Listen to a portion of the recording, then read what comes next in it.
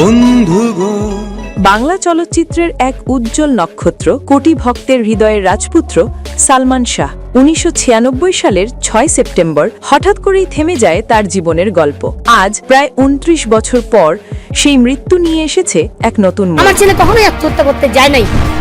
আপনারা জানবেন, আপনারা দেখবেন, দেশবাসী জানবে, দেখবে, এটা প্রমাণ হবে যে এটা হত্যা।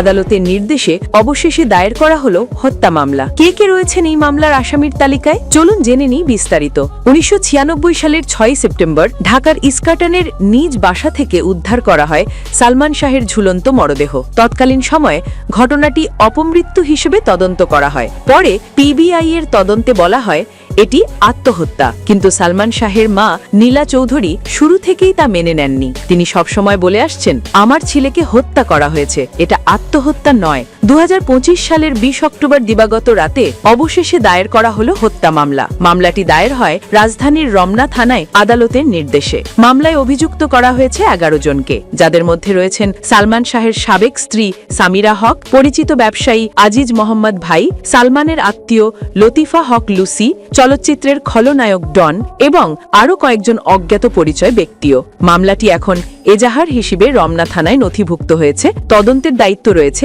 আইন শৃঙ্খলা বাহিনী। ঢাকার ষষ্ঠ অতিরিক্ত মহানগর দায়রা জজ জান্নাতুল ফেরদৌস ইবনে হক সালমান শাহের মা নীলা চৌধুরীর রিভিশন আবেদন মঞ্জুর করেন এবং আদালত হত্যা মামলা হিসেবে তদন্ত চালানোর নির্দেশ দেন। এরপরই মামলার কার্যক্রমে গতি আসে। নীলা চৌধুরীর প্রতিক্রিয়া ছিল আবেগঘন। তিনি বলেন, আমার দীর্ঘদিনের লড়াই শেষ পর্যন্ত সার্থক হচ্ছে। আমার ছেলের জন্য আমি বিচার চাই। প্রায় ৩ দশক পেরিয়ে অবশেষে সালমান শাহের মৃত্যু মামলা নিয়ে আসছে নতুন মোড়। বাংলাদেশের বিচার ব্যবস্থায় এই ঘটনা একটি গুরুত্বপূর্ণ দৃষ্টান্ত হয়ে থাকবে। ভক্তদের প্রিয় নায়ক সালমান শাহ কি তিনি সত্যিই আত্মহত্যা করেছিলেন, নাকি এটি ছিল পরিকল্পিত একটি হত্যাকাণ্ড? এই প্রশ্নের উত্তর সময়েই দেবে, আর আমরা জানিয়ে যাব আপনাদের প্রতিটি নতুন আপডেট।